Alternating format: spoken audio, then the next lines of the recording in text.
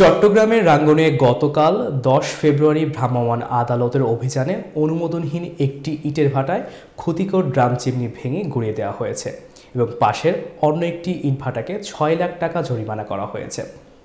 গতকাল বিকেলে উপজেলার বেতাগী ইউনিয়নের বানিয়াখলা এলাকায় এই অভিযানের নেতৃত্ব দেন ভ্রাম্যমাণ আদালতের নির্বাহী ম্যাজিস্ট্রেট ও উপজেলা নির্বাহী অফিসার মাহমুদুল হাসান। ভ্রাম্যমাণ আদালত সূত্রে জানা যায়, উপজেলা বেতাগী ইউনিয়নের বানিয়াখলা এলাকায় অনুমোদনহীন ইটভাটা পরিচালনায় পরিবেশ ধ্বংসকারী ড্রাম চিমনি দ্বারা ইট পোড়ানোর কাজে কাঠ ব্যবহার করায় একটি ইটভাটার ক্ষতিকর ড্রাম চিমনি ধ্বংস করা হয়।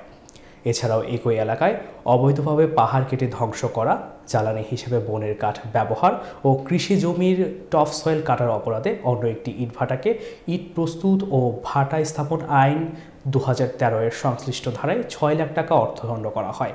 পরিবেশ রক্ষায় প্রশাসনের এই অভিযান অব্যাহত থাকবে বলে জানায় রাঙ্গুনিয়া উপজেলা নির্বাহী কর্মকর্তা।